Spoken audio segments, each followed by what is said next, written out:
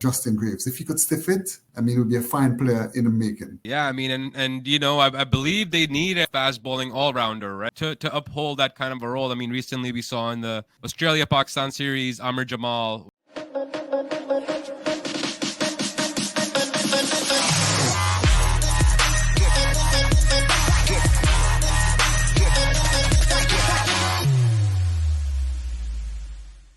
Hey there, cricket lovers. Welcome back to another episode here on the Reverse Scoop channel. And today, again, I have my buddy Mark joining me, and we're doing the Australia versus West Indies series preview. I'm going to welcome Mark on board. He's traveling. He's in Jamaica, and all the way from Jamaica, he's joining us. Mark, again, thank you for joining me, brother. How are you doing? How was your travel? Good night, Nabil. Thanks for having me on the show again. As I say, I'm in Jamaica, enjoying some sun and some good weather and some good Jamaican food with the family, you know? That's awesome, man. That's awesome. Are you ready for this series that's about to start, man? West Indies, Australia. I'm sure you must be like itching to get this thing going. Yes, I'm looking forward to the series. I mean, it would be a very interesting series. I mean, as I say, the West Indies is a bit inexperienced, so that's one negative against them.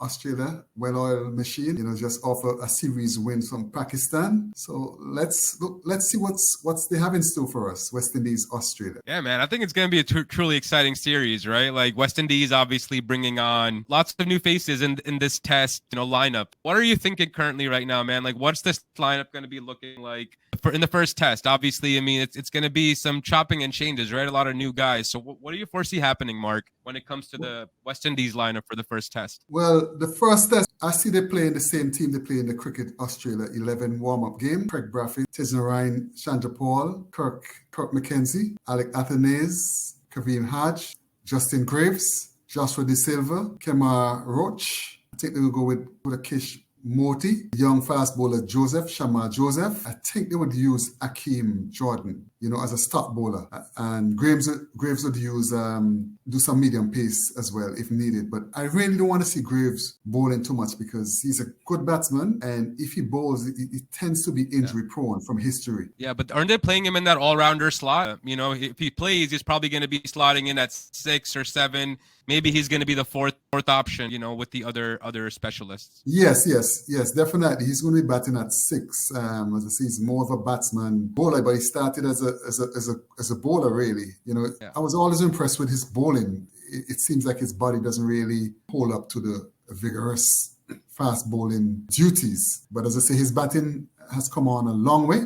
I mean, he's an accomplished batsman in both departments. Greaves would do well. He's a bowler that bowls a good line and length, always in the business areas, and always troubling the batsmen, So I think that's a plus. That's one of the bright spots for West Indies in this tour down Australia. Justin Greaves. If he could stiff it, I mean, he would be a fine player in the making. Yeah, I mean, and I believe they need a fast bowling all-rounder, right, to uphold that kind of a role. I mean, recently we saw in the Australia-Pakistan series, Amir Jamal was the new guy that came out and kind of took the Pakistan cricket by storm because they had been searching for an all-rounder in Test cricket and one-day cricket for a while, and he seems to be the answer. So do you think for West Indies cricket, especially in Test cricket, Greaves can deliver as a top all-rounder? Yes, I think with, the likes of Stokes and Pandya and these guys? I think it's just a matter of time and playing more consistently and playing a lot of test matches. I mean, as I say, he hasn't really made his test match debut. Hopefully his test match debut will be in this first test. And as I say,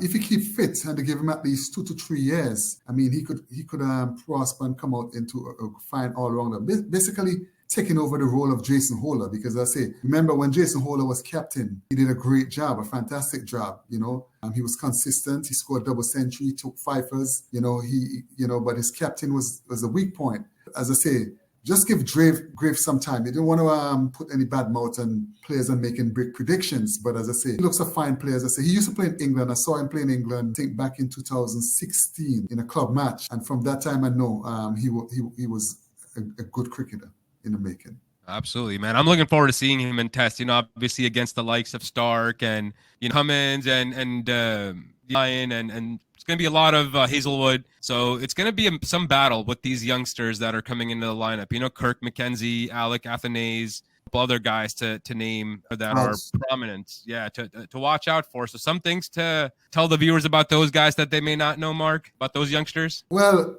most of the Caribbean people know these guys from the first class setup. Kirk McKenzie is a batsman. If he gets in, he can bat for long periods. So I think that's one of the reasons why they're going with Kirk McKenzie. He have a highest first class score of a double century. Yeah. All right, so that speaks volume. I think he averaged like in the 40s or 34, something like that, in first class cricket. So, but he would need to bat long. I mean, and play a long game. I mean, Athanaze, as I say, new to Test cricket, only a couple of Test matches under his belt. I mean, as I say, in Australia, he'll be a little bit more challenged because, as I say, the ball bounces a little bit more than in the Caribbean. All right, and you have Stark and Cummins, Hazelwood. Those are tall, fast bowlers who get and extract a lot of bounce out of the pitch. So that might be a challenge for him. But let's hope, as I say, he's a good enough batsman, you know, with a wide array of shots, good head on the shoulder, you know, to bat and put out some good runs for West Indies. Hodge, as I say, is a little bit older. He's like 30 years old. He's been around for a while. He has 4 or 5 first-class centuries. Not too many batsmen in the West Indies lineup have much centuries different than Craig Brathwaite. You know, so Hodge is a stodgy player, you know, a gutsy kind of a player like who Jeffrey Boycott like to talk about, you know, who goes and fight as well. You know, a good batsman, hard working, play as well, have a lot of pride. And I think he would do good, Kavem Hodge. You know, he's from Dominica, plays for the Windward Islands franchise, and I have a lot of good respect for him as well. So looking forward for good things for him. Justin Greaves, as I say, from Barbados, but play for Leeward Islands, Windward Islands, different franchise. I'm looking forward to good things from Justin Greaves. Da Silva made a century in the warm-up, but as I say, he needs to step up to the plate when it comes to Test matches, be a little bit more consistent with the bat. He does a good job behind the stumps, but I think his batting really need to come on a bit. Remember, they had select Shane Darwich for the won the series against England, and I don't know, unfortunately, he just abruptly retired from cricket, from international cricket. So, you know, Da Silva at least get a breather, because that guy was breathing down his throat again, you know, trying to get a recall. That's the lineup. We expect Craig Brathwaite to go there and fight as usual in his own manner and the way how he plays. Tajmarine Chandapal is a bit of out of form lately, but let's hope he can get it together and come good for the West Indies. But as I say, it's not going to be an easy task. Cummins, Starks, Hazelwood, they bowl that ball always in the business area, good pace and very accurate. You know, don't give you too many bad balls. So batsmen have to produce their strokes or fight hard for their runs. And you have the GOAT, the greatest of all times, off spinner, Nathan Lyon, who just comes there and accurate as ever, pegs away at ever, you know. So as I said, it will be an uphill task for West Indies, trust me. Yeah, no, absolutely, man. I mean, but I think we're going to see these young guys. Richard, that's the positive from the West Indies side going into the series, is that they have youngsters that will have experience of playing in the Australian conditions, and this core, if they can stick with it and it becomes stronger over time, you know, it's only going to be great for West Indies cricket to have this experience early on in their careers. Oh, you brought up, you know, the keeper, what's his name, Joshua Da Silva, right? I mean, he opened in the second innings in that warm-up game, got 100, so he scored a 105 opening the innings. Do you think he may be batting out of position, perhaps, or do you think he's like a late? Because the way I see him, I mean, he's a decent enough batsman, doesn't really, you know, blow the roof off the top, but he's played some crucial knocks over the last couple of years that I've seen him. Looking at this warm-up game in Australia, obviously scoring 100 opening the innings, no matter even if it's against the Prime Minister 11 teams, whatever teams, it's, you know, you got to respect the 100. So yes, do you think he may be batting out of position? Runs are runs, but let's say, I wouldn't say he's batting out of position for this current West Indies team. Okay, if you have a West Indies team and they have, say, Shai Hope in it, right? And Shai Hope is the keeper, right? You could put Da Silva to open. If Chandapal continue to fail, right? You could elevate him to open. He's good enough to open as an open batsman. But in this current setup, I don't really see him batting higher than his current position at number 7. I mean, you just have to bat and score the runs which is needed at that position. Because a lot of times, sometimes I think there's a little flaw in his technique. He gets clean ball too often. So as a top order batsman, anytime you get in clean ball too often, that shows that there's a weakness in your defense, right? Yeah. So I think number 7 is ideal for him. As I say, he's still a young man. He's still a have a good head on his shoulders, have a good, strong, nice defense as well. But as I say, I think in this current setup, number 7 is good to help stabilize the tail. So if you could get somebody like Alzari Joseph, the vice captain, who could handle his batting at the end, in the tail with him, they could always put up a good partnership there. And as I say, excuse me there, in the previous segment, I said maybe we should go with Akeem Jordan, the fast medium bowler. But as I say, we have to go with the vice captain, Akeem Alzari Joseph, because I say he's the most consistent bowler for West Indies for a while, even if in the white ball format. So a little correction there. Yeah, absolutely. And I think the guy that comes in, as you mentioned earlier, Shamar Joseph, a youngster, quick bowler coming into this West Indian attack, who will join, I believe, Kemar Roach, Alzari Joseph, and perhaps Gudakesh Moti, into that bowling attack. So what are you foreseeing from Shamar Joseph, man? He seems like I've seen a couple of very short videos of him. Looks very good, and seems promising for the Windies. Yes, very impressive. Sometimes I make these predictions on Facebook and people laugh at me and might, sometimes ask me, like a guy say, Mark, are you smoking? I made a prediction. I saw this guy bowl one time. I say he's the next West Indies fast bowler, right? That's the first season he bowled, right? Yeah. And then all of a sudden, he's in the fray. Because as I say, I like him as a fast bowler, has a nice approach, nice clean action, right? Good rhythmic bowler. And he has some pace. As I say, you can't buy pace in the store, all right? So anytime you see a bowler who has some good pace, nice action, not something which is to work with, right? You have to go with that selection. And as I say, he seems to be a nice young man. I know the club he played for in Guyana well. I mean, hats off to him. As I say, it's exciting times. I think, as I say, right now, Australia don't have a batsman who might just come out and just, let's say, a ball beater. Now David Warner has retired from Test cricket, right? So right now he has time enough to establish himself. So as I say, the bowling attack for West Indies, I'm never really too worried about, right? It's always the batting and the collapse and stuff. Because as I say, playing in Australian conditions and those fast, bouncy pitches, our batsmen is not accustomed to playing the bouncing ball, right? Because, as I say, in the West Indies, the ball hardly bounces above your knee, right? So in Australia, as I say, that's the only challenge. But, you got to hope for the best. As I say, these batsmen have to be hungry and want to make a career best for themselves. Like, as I say, the attitude I have as a cricketer, as a batsman, and I don't care what the challenge is. I want to make a name for myself. I want to go out there and fight as hard as possible. And, sometimes it's not how you start, it's how you end. Like I always say, in Test cricket, you make an ugly 30, ugly 40, it shows character. It shows your character. And it shows you as a batsman. And you could blossom from there on. But I always, I'm a dreamer, right? I always dream of things that other cricketers or other people might say might not happen. And it always comes true. I always believe one of these youngsters will come out and do something extraordinary, something big.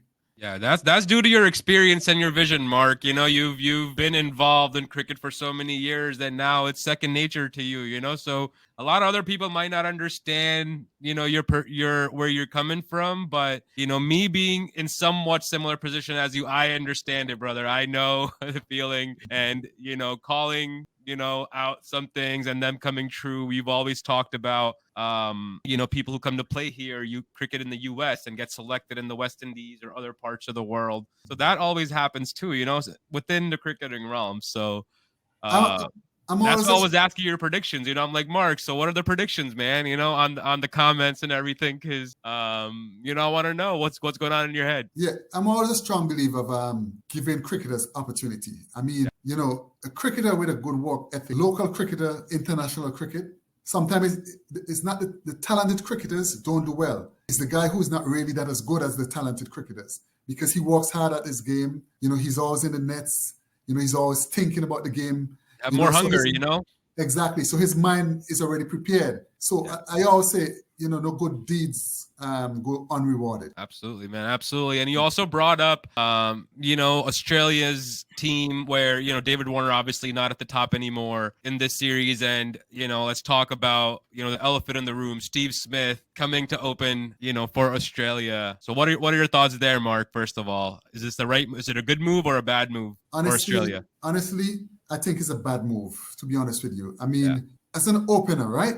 It's a difficult job. It's not like batting number 4 in the middle order, right? If it's in the new ball. And as I say, I always say openers are just different type of people. Mentally, everything like that. They're just different. I really think this guy, Cameron Bancroft, have been hard done by Australia selectors, because over the last 3 Sheffield Shield seasons, he scored the most runs for the openers, and he scored 5 or 6 centuries. I mean, Matthew Rencher is second, Marcus Harris is number 3, but all of a sudden, they went for this guy, Steve Smith. He put up his hand, he wants to open. I mean, all about trying to do a personal achievement, career best, 100 or something. But it's not going to happen. I always think you should always reward the people who are best in the position. Opener is not a 1, 2, 3. Yes, he played West Indies, who is not top of the rankings in world cricket, right?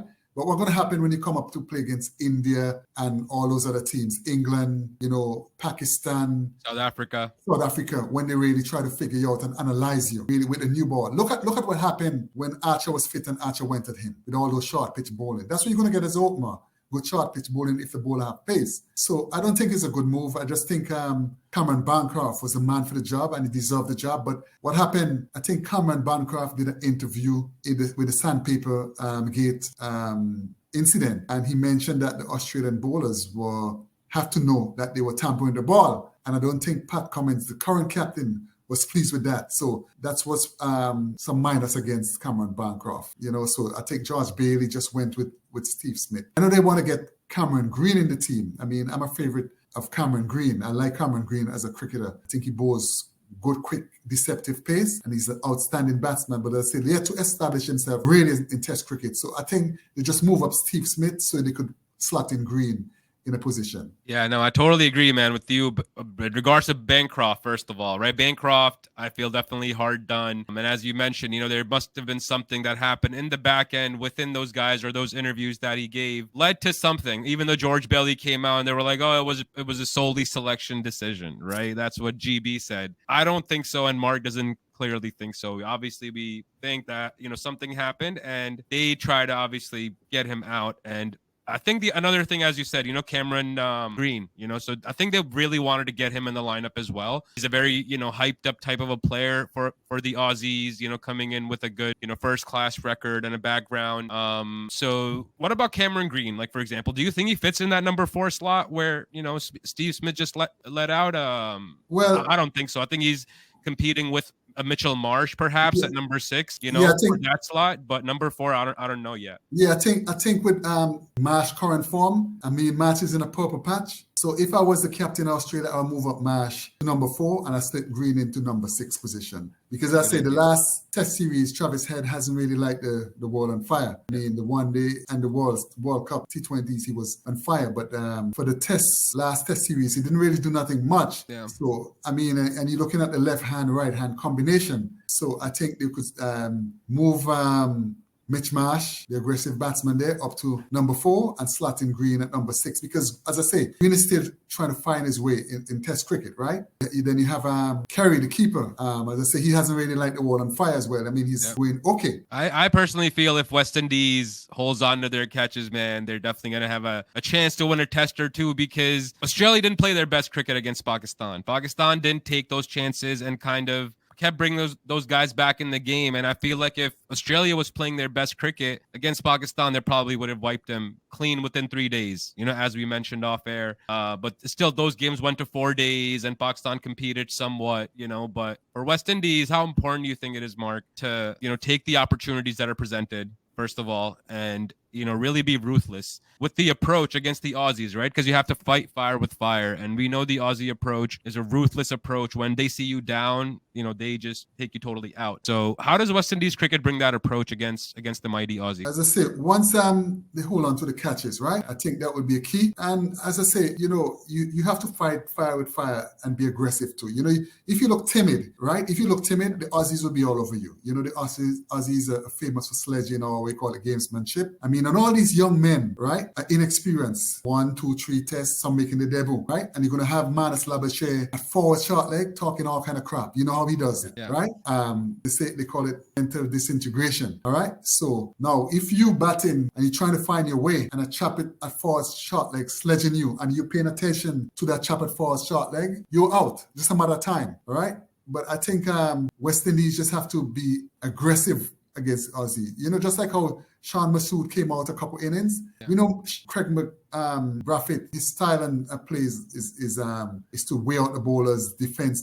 But as I say, we need one of the batsmen to put up their hands and just come out and bat aggressively against the Aussies. You know, fight fire with fire, right? They bounce you hook. You know, the minute you start to show that you timid or in your back foot, all over you. All right. So as I say, we need somebody with that kind of character. And as I say, Kirk McKenzie might just be that person that to come out and fight fire with fire. And as I say, Athanaze is aggressive. I mean, if you bowl him the first ball bat, he will hit it on the ground. You know, but as I say, my only issue is the bounce in Australia. But as I say, we're gonna try our best and put up a good fight. You know, the batting, as I say, Tej, as I say, if he comes good, he's a stodgy player, right? Kind of guy that grinds. Braffett is the same kind of way. You know, we need somebody, as I say, that's why Da Silva comes in good at 7, at least just trying to stop a collapse, right? But as I say, I don't think Australia would really, I would give Australia, they would win against West Indies, but they're not going to walk all over us and knock us over because, as I say, the worst thing you could do is underestimate a team. Never in cricket, as I always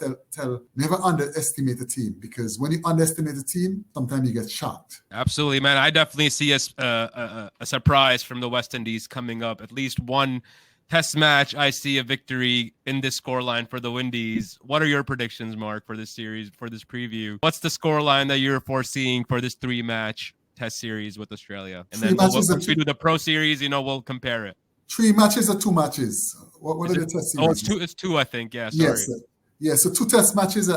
It's going to be Australia 2-0, but West Indies is going to show some flashes of brilliance during the series. Awesome. Sounds good, guys. So you heard it from Mark there. It's going to be a good competitive series, and we're looking forward to, you know, kicking the series off. Good luck to West Indies. Good luck to Australia. And again, you guys let us know in the comments what you guys think, who's going to win, and some of the youngsters that are coming up. Let us know in the comments who you guys think will, you know, be the shining star for West Indies cricket's coming series. Mark, one player you want to pick for your shining star? I'm going to go with Shamar Joseph. Shamar Joseph. I think I was going to pick the same guy. So I think Mark and I both going with Shamar Joseph. Yes. So yeah, guys, thank you again for watching. And this was the preview for the West Indies and Australia series. Mark, thank you again for being here. Guys, if you're new to the channel, smash that like button, subscribe to the channel, bell icon for more updates. Mark and I will bring you guys more updates from the test matches that will be coming on. So stay tuned for that. Mark, any last words before we sign off here? As I say, just hoping West Indies would just be competitive and play beyond 3 days, you know, at least try to take it into 4 days of both test matches. You know, as I say, hope the guys play with pride, you know, and wear that maroon with a smile, you know, and make us proud in the Caribbean. As I say, we know we don't have the strongest test team and we're not high in the rankings with the test cricket. Australia is right up in the rankings there, but at least if they show some fight pride, at least it will make Caribbean people happy. Absolutely, and that's, I'm sure, words well spoken from all, you know, the West Indian supporters would echo that sentiment from Mark. So again, if you're a West Indian fan, show your love and support by dropping, you know, your thoughts in the comment and liking the video. Again, Mark, thank you so much, guys. Thank you so much again for watching. Until next time, keep laughing and loving cricket. This is Nabil Khan and Mark Audain from the Reverse Scoop signing off. Have a great night, everybody. All right, good night.